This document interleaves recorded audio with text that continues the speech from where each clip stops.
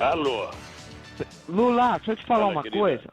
Seguinte, eu tô mandando o Bessias junto com o papel pra gente ter ele e só usa em caso de necessidade, que é o termo de posse. Tá? Ah, tá bom.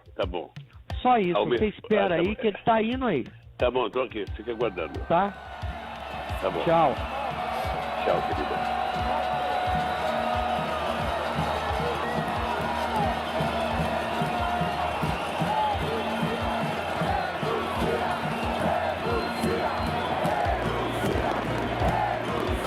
É o seguinte, meu filho, eu tô com a seguinte tese, é guerra, viu? E quem tiver artilharia mais forte ganha.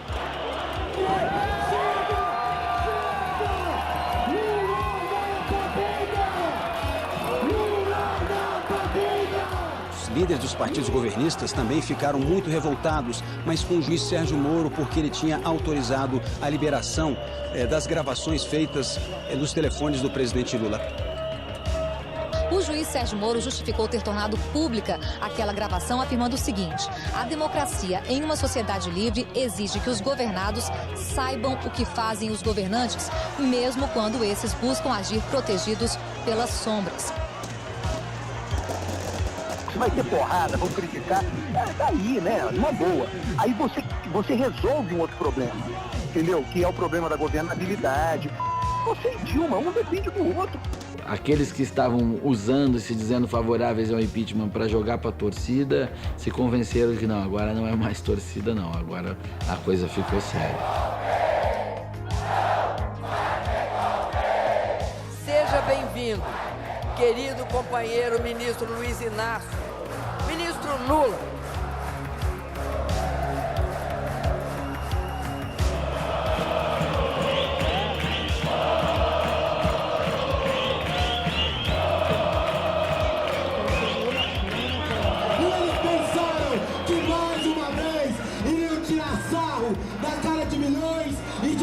Brasileiros. Agora, em Brasília, milhares de pessoas estão nas ruas. Agora, em São Paulo... Os efeitos da posse foram suspensos em seguida por uma decisão liminar de um juiz federal em Brasília.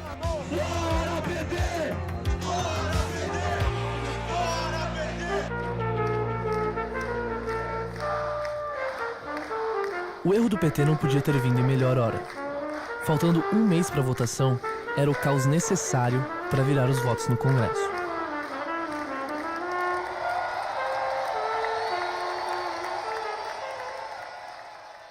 Que vocês tentam, porque tentam, me separar do Lula. A minha relação com o Lula não é uma relação de poderes ou superpoderes. A minha relação com o Lula é uma sólida relação de quem constrói um projeto junto.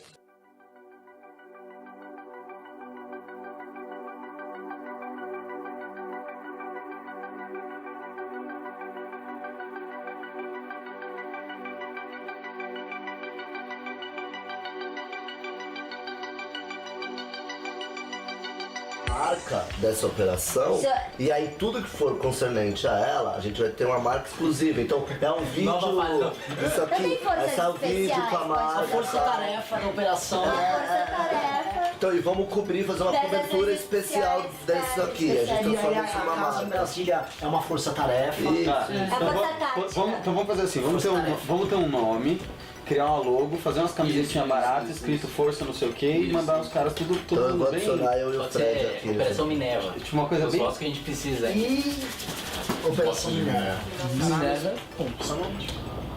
O MBL lançará nos próximos 2 dias a primeira fase da Operação Minerva, que irá atrás dos deputados que estão negociando seus votos com o governo. São 53 os principais políticos que essa operação irá mirar. Olá, já deu seu like? Não deixe de ajudar o canal.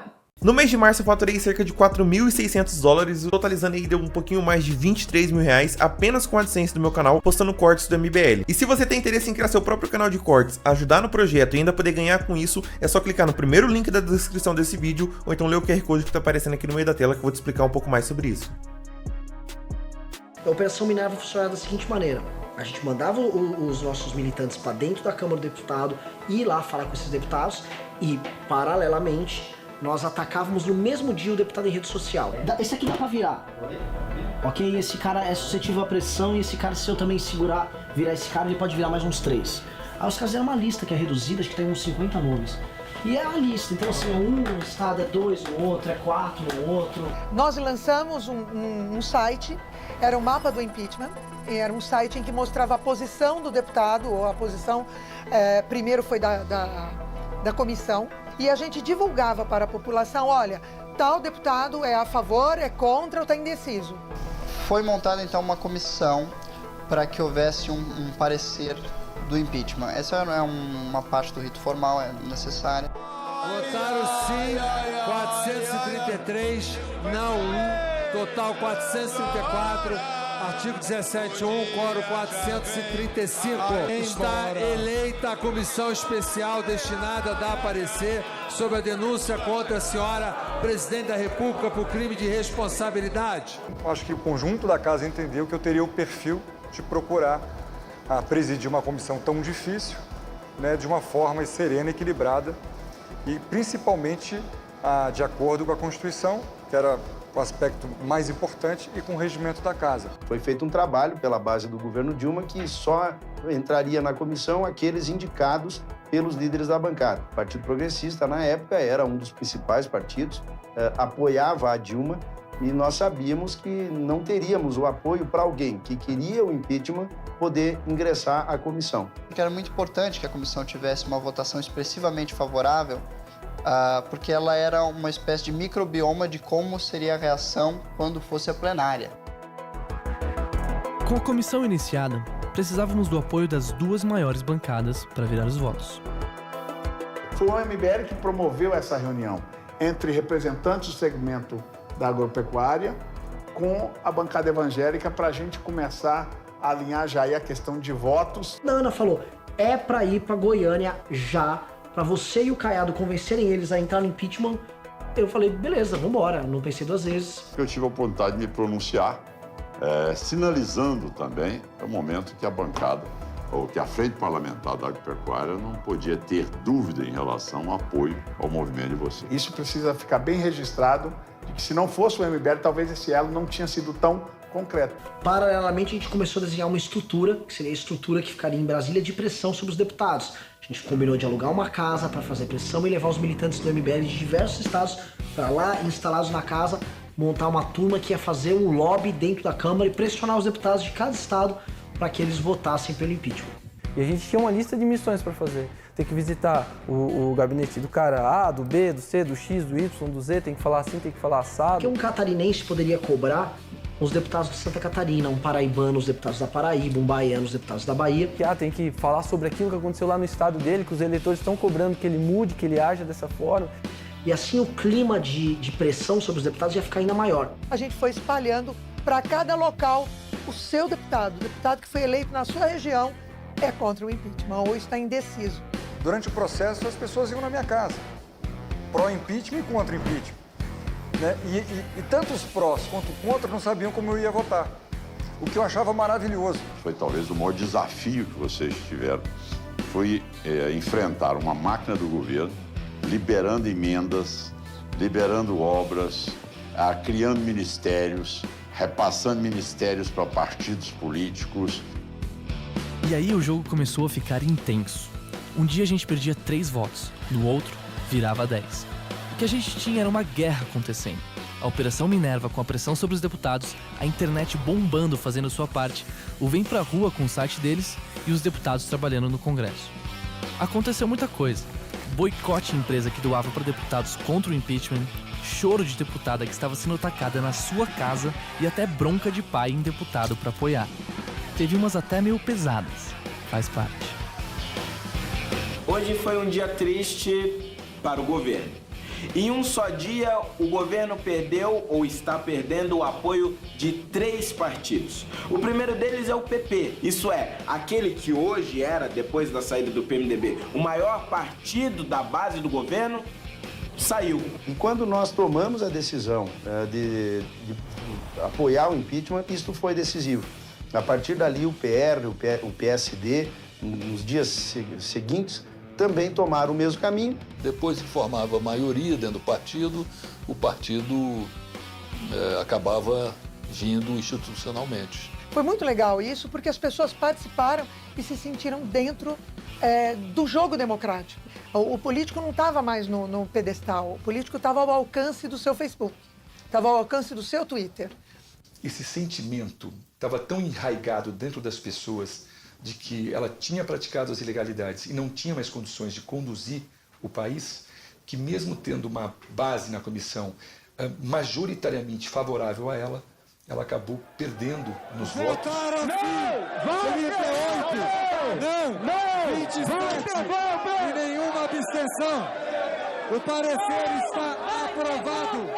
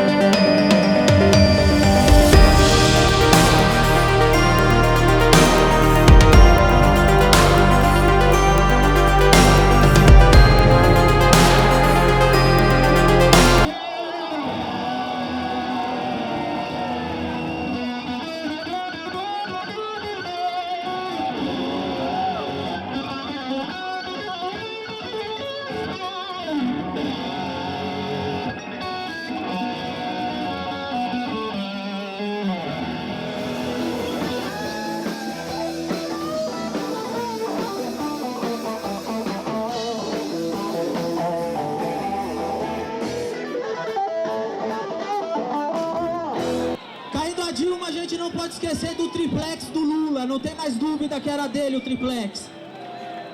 Apesar que, peraí, se a gente levar em consideração que o dono é quem paga... Peraí, aquele triplex é nosso, porra! Peraí, é nosso! Seguinte, festa do impeachment no nosso triplex em Atibaia, todo mundo pra lá!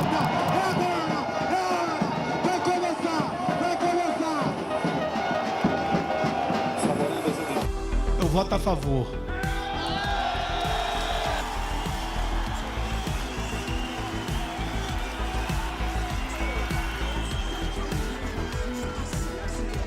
Pelo legado de Getúlio, Jango e Brizola, pela democracia e o Estado Democrático de Direito, pelo Brasil, o PDT vota não. Mais esperança para os brasileiros, sim! Pelo Rio Grande e pelo Brasil, sim ao impeachment! O meu voto é não a esse golpe. Pela nossa Constituição, o meu voto só poderia ser e será sim ao impeachment da presidente Dilma. É sim de esperança num novo futuro pro nosso Brasil. E coloca a mão pra cima! Coloca a mão pra cima! Pelo povo que foi às ruas do Brasil de verde e amarelo, por um Brasil livre do PT, pelo Paraná, pela República de Curitiba, eu voto sim!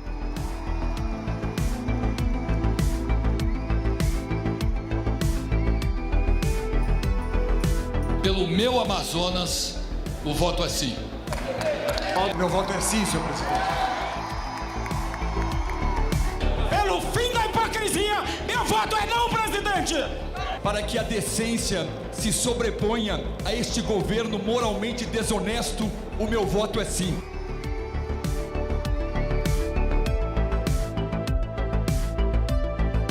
Não a esta tentativa de golpe que está sendo dada aqui. Que Deus tenha misericórdia dessa nação.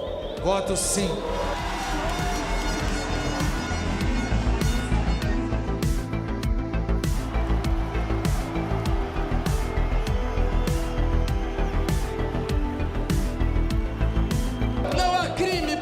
é golpe e eu voto não contra o golpe. Eu voto não ao golpe e durmam com essa, canalhas. Pelos movimentos sociais, MBL, vem pra rua, Revoltados Online e todos os outros. Lula e Dilma na cadeia. Voto sim ao impeachment, senhor presidente. Meu voto é sim.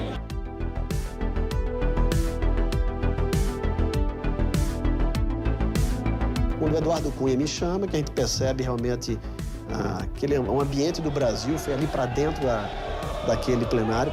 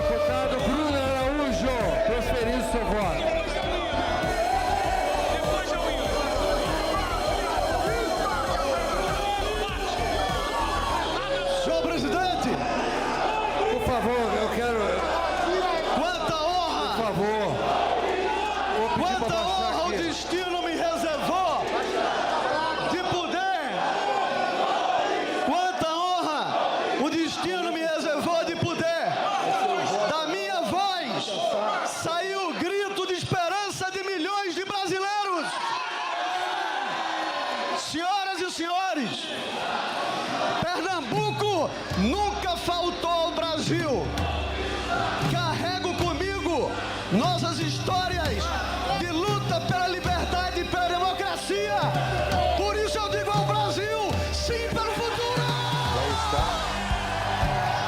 Neste momento, às 11h07 em Brasília, nesta noite de domingo, 17 de abril de 2016, a Câmara dos Deputados acaba de autorizar o prosseguimento do processo de impeachment da presidente Dilma Rousseff.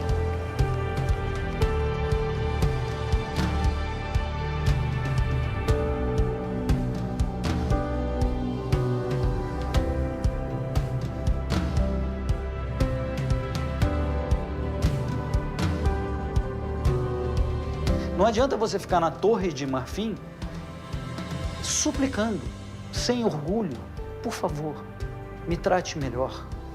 Não, você tem que lutar por elas. A liberdade exige eterna vigilância e participação e responsabilidade. Não há nenhuma hipérbole, nenhum exagero de linguagem falar que se não tivesse ocorrido o impeachment, o Brasil poderia ser a Venezuela hoje. É uma análise. Derrubar a Dilma é interromper um projeto autoritário de permanência no poder. Maravilhoso, necessário. Teve o apoio e tem o apoio da população brasileira. O brasileiro tem na sua cultura enraigado muito essa coisa assim do fatalismo, do derrotismo. E acho que o impeachment mostrou uma realidade diferente. Destruíram o país e a gente teve que optar entre ir embora do país ou ficar e lutar. Mas para vencer, a gente precisava tomar as rédeas do próprio destino. A gente precisou afastar o PSDB da liderança do processo de oposição. A gente precisou construir os nossos próprios ritos, nosso próprio discurso, nossa própria forma de fazer política. Tirar o PT do poder, depois de tantos anos, com o governo aparelhado, com todas as instituições aparelhadas, com todos os problemas que nós, brasileiros, sabemos que o país tem, e mesmo se você conseguir um processo de impeachment dentro da lei e da ordem, foi uma coisa impressionante. Isso jamais pode ser diminuído. Isso jamais pode ser considerado como uma coisa pequena ou como 6 por meia dúzia, como alguns tentam falar para desmerecer o trabalho que foi feito ali. A alternativa é o quê? A anomia, a destruição das instituições, o golpe de Estado, greve geral e cada um por si.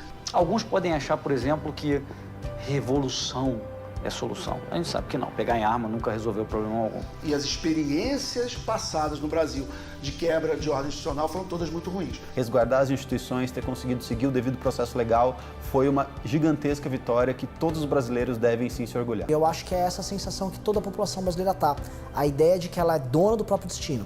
Mas a gente não pode ser irresponsável e dizer o seguinte, também não quero, não quero nada. Está melhorando e você não reconhecer que está havendo uma melhora.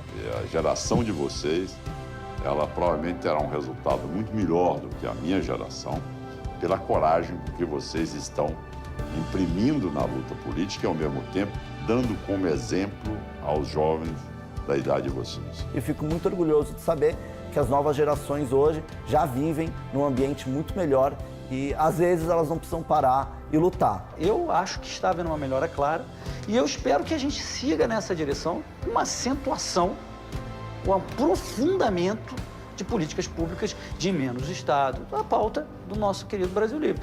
Menos Estado, menos burocracia. A esquerda levou um direto no queixo e ela não está conseguindo recuperar a narrativa, mesmo que os principais agentes oficiais, produtores de narrativa na sociedade, ainda sejam de esquerda e ainda estejam articulados, principalmente em escolas e universidades. O incômodo da esquerda é que esse tipo de atitude, de narrativa, era próprio, exclusivo deles. E agora eles têm adversários jogando no mesmo nível, né? Fazendo o que se chama de guerra cultural.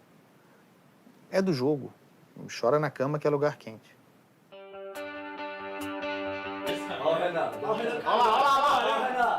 Existe uma estranha sensação de missão cumprida quando você retorna para casa. Me ajuda!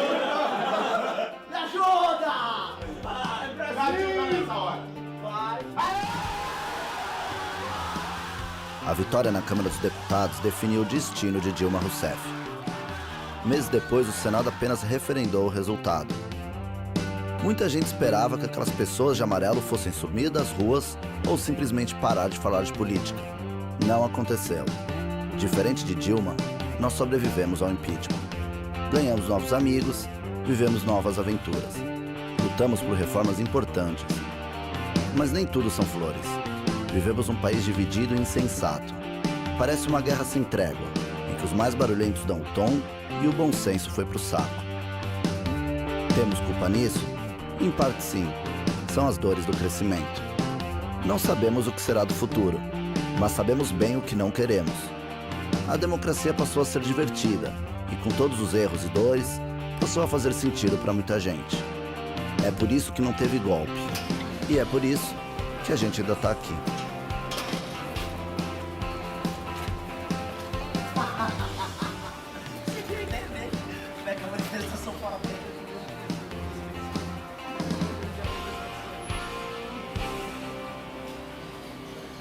E aí, curtiu o corte?